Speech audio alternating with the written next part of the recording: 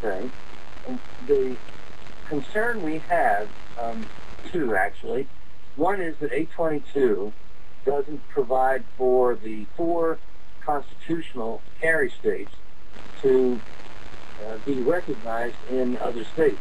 In other words, the other bill, H.R. 2900, put in by Representative Paul Brown, says that if you come from Vermont or Wyoming, Alaska, Arizona, and your concealed carry somehow is an issue, all you have to do is show your driver's license in that state from your state of residence, and that's all you need.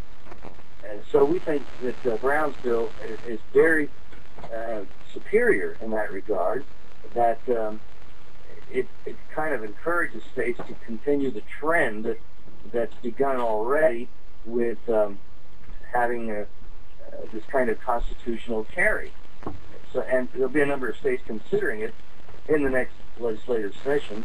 So we really would like to see something that encourages them to do the best thing, to go ahead and do that. The other thing is that the H.R. 822 answers the question that every representative is required to answer when he introduces a bill. What is the constitutional basis of your bill? And the 822 unhappily says, well, it's the Interstate Commerce Clause. Oh boy. That's something that has been so messed up by the courts over so many years that that's a good place not to go if you don't have to. And what Brown does is say that the basis of his bill is the Second Amendment. And we think that's a much better idea. And actually, we think that if they had said that the basis of the bill was the Article 4 of the Constitution, that would even be better, because that's what requires states to recognize the full faith and credit of each other. And we didn't have to go through kind of federal legislation to get states to recognize driver's licenses, but then driver's licenses are politically correct and firearms are not. So that's why we're going through this drill. Larry, you know, as long as I've been interviewing you, I've been talking about this whole one world government plan. And there's 2 things I'd like to ask you about. One is this bill in the Senate that says the Senate has approved military custody in terror cases. And this is including people. Again, they're using Al Qaeda. They don't mention that they're supposed to be the good guys in Libya. But aren't they setting? This was a vote of 61 to 37. The Senate turned back an effort to strip a major military bill of this disputed provisions that basically allow the military to come in and pick up Americans with no limit on how long they can keep them. Is that accurate? Is this scare tactics, or is this happening in Congress? You know, I'm not familiar with that. I'm not sure. I just have to go look into that. You brought up something that I haven't heard about, and I'm sure there's legislation that's dealing with that, because they've got legislation on just about everything, including the color of the cheese we eat. But that one I don't know. Okay, that's what is that bill number? It looks like it's passed, but you know, they are they trying to set Americans up? I mean, okay. How about let's talk about something. Let me ask you about something that I think is you're aware of, and this whole BATF gun running scam to Mexico. 40,000 people have been killed in Mexico, and more up here. I mean, you know, we don't know how many of these guns are being used up here in murders. There's been a lot of Americans killed by illegals, a lot of illegals put in our prisons. What about And how do we expect the government to investigate itself? What if the BATF is supplying guns to the drug dealers in Mexico? What if the drug dealers are being sponsored by the CIA, as I wrote about in my book? What's our answers here? How are we dealing with that? Well, this Fast and Furious scandal, a program that had been called Fast and Furious, the good news is that Representative Darrell Issa has been doing some serious investigating into what the government is doing, and the Senate doesn't have Republican control, but in spite of that, Senator Grassley on the Judiciary Committee has been very he's been doubling down on this as well, and he's had his staff working with Representative Issa and the House Oversight Committee. So we've got, I think, the chance to continue getting information about what they were doing, and so far some of the information that's turned up in the committee records indicates that they were doing this to enhance the arguments for gun control. Not all these guns going to Mexico are bad. We got to have more gun control here in the United States to keep our citizens under control. Actually, it's our government that needs to be under control, and that's the thing that they hadn't counted on in Fast and Furious, that somehow an American agent, actually two, would be murdered by people using these guns, and that then we would find out that, oh boy, our government's been running guns down there. Now, the official number is 2,000. There's a Mexican drug lord, a Sinaloa cartel drug lord in custody here in the United States, that's been saying, well, actually, the number of guns that we got was around 3,000. So if this much mayhem, 2 dead federal agents and 200 dead Mexicans, has resulted so far, and the number is greater than we thought, then this devastation is going to continue a lot longer than we might have anticipated. And so this is really a pretty bad situation, and our government has not been forthcoming.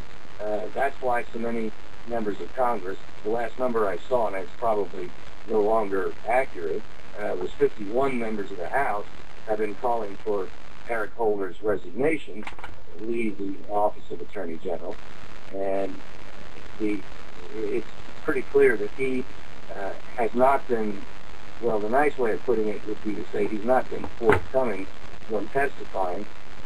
The alternate way of describing it would be that he committed perjury, and he's certainly been almost without any doubt committing obstruction of justice, because there are documents that simply are not being produced that are being requested by ISIS committee. So we're dealing with a very serious problem, and clearly there's a very serious cover-up of the nature of Watergate underway to try to contain this thing. The point's been made by others before, at least in Watergate, they weren't trying to cover up all these dead bodies. Again, is the FBI investigating Holder? Are any of the law enforcement agencies in the United States looking at this, besides the sheriffs in Arizona and possibly New Mexico? And I'd like to get your comments on that. Sheriff, a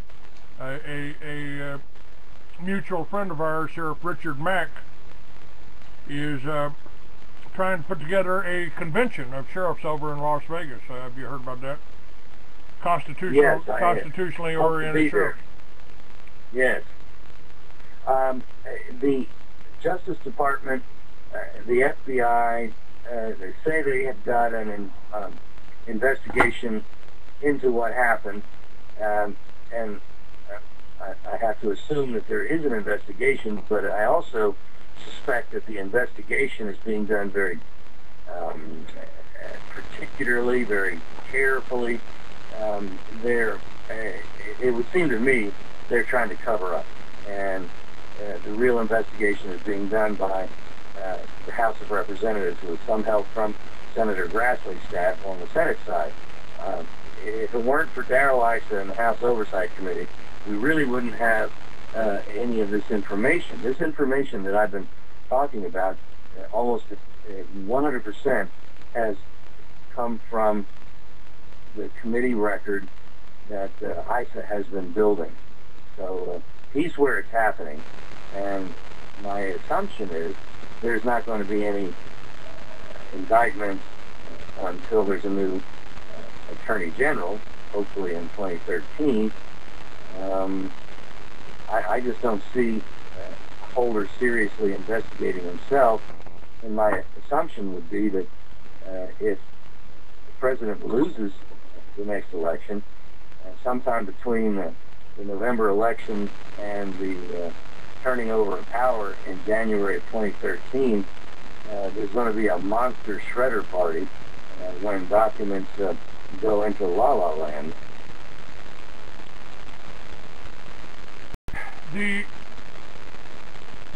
What does this trail lead from Holder up to Obama? We don't have it going from Holder to Obama yet, but we do have it going from the head of the Phoenix office of the ATF to the White House, to a member of the National Security Council, Kevin O'Reilly, who was in frequent email communication with a guy he claims is a friend of his, William Newell, who was directing Project Fast and Furious from the Phoenix office. And for a while, it looked like they were trying to keep Mr. O'Reilly from being subpoenaed. They had sent him to Iraq. Well, Mr. O'Reilly is a Latin American specialist, fluent in Spanish, so obviously that was the kind of preparation that would be needed for somebody to be working in Iraq, right? Yeah. I somehow an image of Senator Joe McCarthy kind of popped up. Yeah. So yeah, we're playing some games here, and the Obama administration is clearly on the defensive on this. The media has tried to spin this that this was a sting operation that went bad, namely that somehow they had been trying to track bad guys with Operation Fast and Furious from a sale at a gun store to an illegal resale at a private person, and then somehow that would lead them to the heads of the drug cartels. Well, I'm sorry, they already knew who the heads of the drug cartels are. They were simply putting guns into the hands primarily of the Sinaloa cartel that operates in the part of Mexico that borders on our southwest border state. And that's what it was all about. We have an email from O'Reilly to Newell saying, hey, have any of our Fast and Furious guns turned up in crime scenes? We'd like to be able to use that to justify some more gun control. No kidding.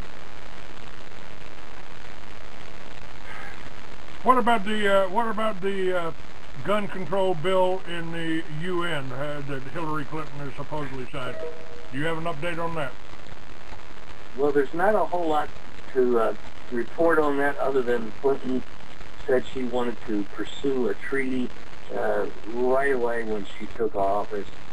She thinks that American citizens need to be controlled, and obviously doesn't agree that the Second Amendment protects us.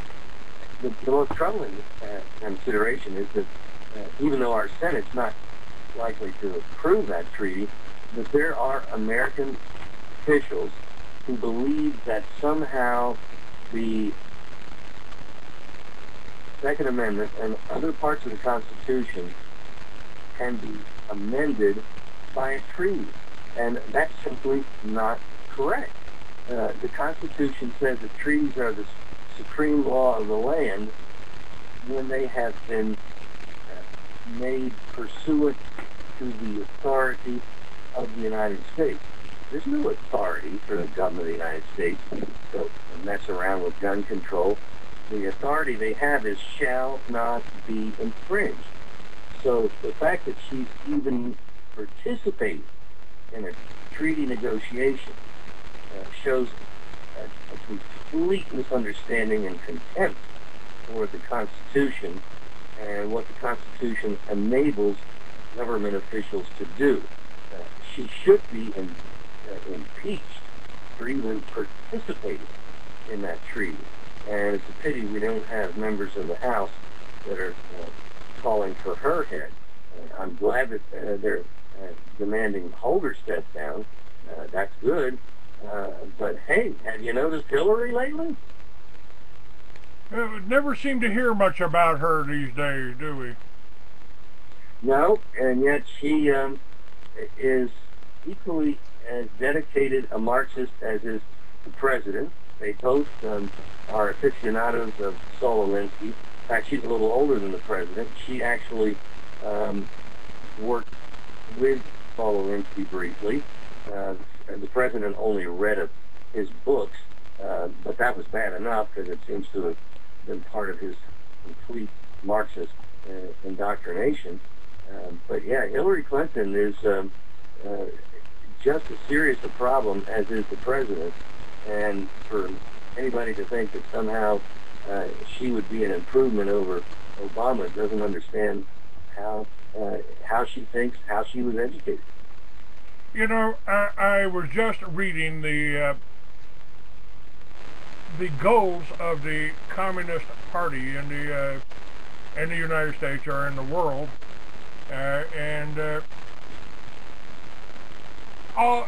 they was read into the congressional record back in 1963. My information came out of a book called The Naked Communist, written by Cleon Skousen, The Goals of Communism, and that was read into our congressional record. And Larry, everything they talked about is happening now, is already in place here. Yeah, a lot of it has already been put on the books. Things like government schools, for example, which is perhaps the thing that bothers me the most, because that's where kids are taught that the government is the one that tells us what our rights are, rather than us telling government what their job is. There's a complete role reversal in the Communist Manifesto that's been very much put forth in our government schools. Somehow the government becomes the master and we become the subjects, rather than the government is our employees. And they only have very limited responsibilities that we told them that we want them to do from the Constitution. And when you look at the Constitution, you don't see a Bureau of Alcohol, Tobacco, Firearms, and Explosives. You don't see an FBI. You don't see a Department of Education or EPA or Interior or Energy or all of these people that are driving us crazy, driving our freedom into the ground and impoverishing the country under the burden of their regulations. You don't see any of that in the Constitution. And if we were to have a true constitutional renewal, we would, in effect, solve the country's economic problems by bringing them all here inside the Beltway and causing a massive economic dislocation inside the Beltway as people are let go from all these government agencies that are afflicting us so severely. That would be the way to bring back economic and political health to our country. Let me share just a few of these. I'll start with number 15. Capture one or both of the political parties in the United States. Use technical decisions of courts to weaken basic American institutions by claiming their activities violate civil rights. Get control of the schools. Use them as transmission belts for socialism and current communist propaganda. Gain control of all student newspapers. Use student rights to foment public protest against programs or organizations which are under communist attack. Infiltrate the press, get control of book review assignments, editorial writing, policy-making positions, gain control of key positions in radio, TV, and motion pictures. Yes, that's it sounds like a description of what has already happened.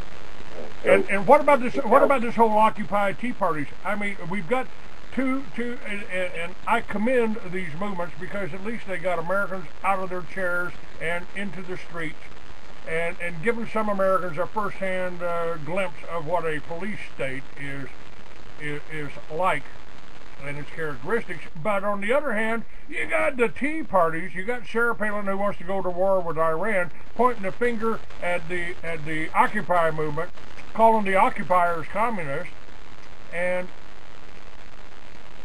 it seems like they are trying to set up the American people for conflict with our police.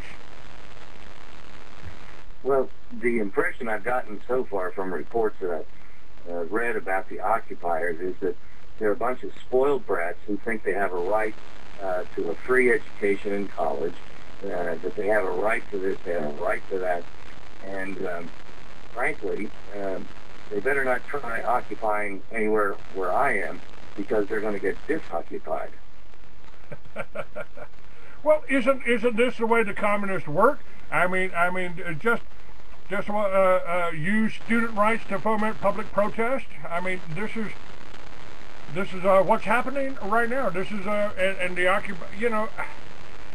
Actually, there's not much to this Occupy movement, probably because there's not much to there's not much of a grassroots to the left.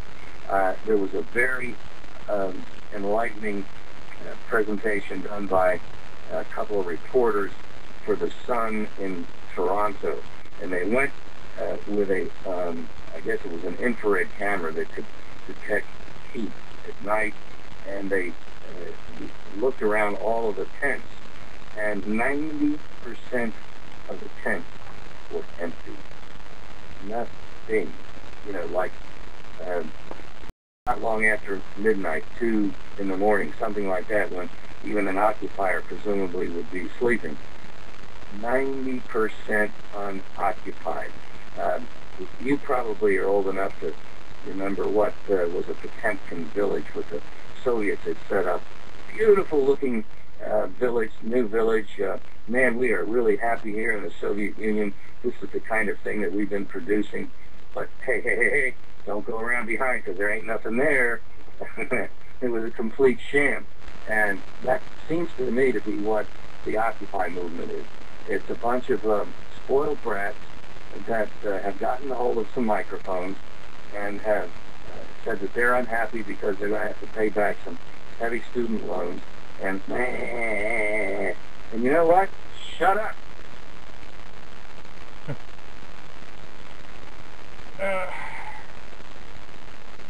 You know, if all that we've got to offer for our country and the future of our country is the Occupy or the Tea Party movements. Now, Tea Parties have made some fairly good advances, but I mean, when you get someone like Sarah Palin urging war with Iran, I mean, don't we have enough war going right now? And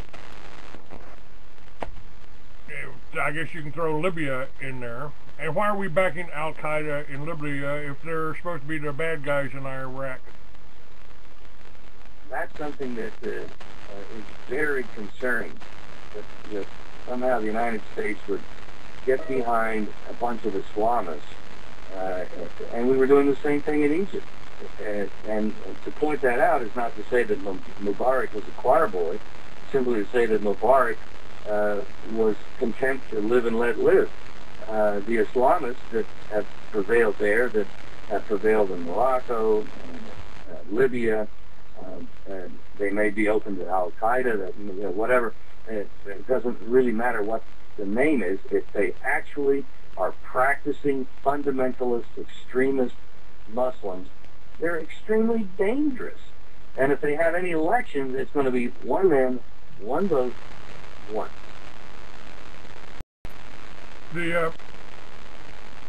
Islam is not exactly, you know, I mean, these people have just been misled by their religion. I mean, that's kind of happened throughout history, hasn't it? Islam has been a militant, imperialist force since it swept out of the Arabian Peninsula back in the 7th century.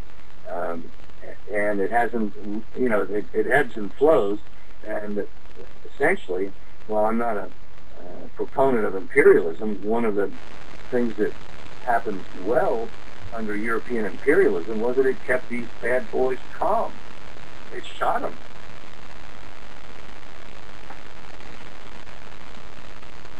It's the Dearborn, Michigan is practically controlled by the Islamists. Europe Yes. is flooded with Islamists. I mean, they're doing the same thing to Europe with the Muslims that they're doing to America with the Catholic, you know, the illegals that they're sending up here. I mean, it seems to be the goal is destabilization. And to impoverish Americans, we're making Americans, we used to have a pretty broad middle class, and this whole economic warfare is making us into peons, basically. Slaves is, I guess, of what they really want us to be, isn't it? Yeah, it's very concerning that they had no problem whatsoever having illegals flood into the country, and neither party has been willing to deal with having a border that really prevents illegal immigration.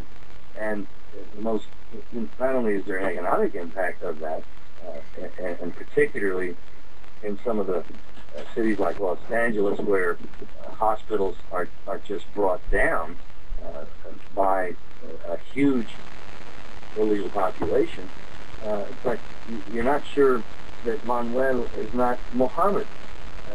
And you know, we're finding prayer rugs and Qurans on the border, and that tells you that these are probably not the things that Manuel dropped from his backpack. These are the kind of things that Muslims have been bringing with them as they infiltrate the United States. And that is a very dangerous thing that we have to demand our politicians put an end to. It's you know, Larry, as you just pointed out, you know, both parties, Republicans and Democrats, have kind of turned their back on this thing. Now, we're putting a lot of people in prison. We got more people in prison than anywhere else. And once somebody goes to prison, oh, they're not allowed to own guns anymore. And Ron Paul is asking, why are you putting people in jail for possessing a part of a plant that we wrote the Constitution, the Bill of Rights on? Why are these, and what's happening in Mexico, what we've talked about in Mexico with us, the BATF of it supplying the Mexicans with assault rifles. What is this all put together? Is this all rolled together? As Ayn Rand said, you know, government has no control over honest citizens, so we have to make criminals out of them. And aren't they trying, if this bill is true that's going through the Senate, if I oppose the war in Iraq or Afghanistan, if I say we're using our troops to guard the opium poppy fields in Iraq or in Afghanistan, what couldn't I be labeled a domestic terrorist, a supporter? I mean, I've said the war on terror is a war against anyone anywhere in the world that doesn't want to go along with one world government of the banksters, by the banksters, for the banksters. And I see the chief profiteers from the war on drugs and all of the wars as being the central banks. What do you think?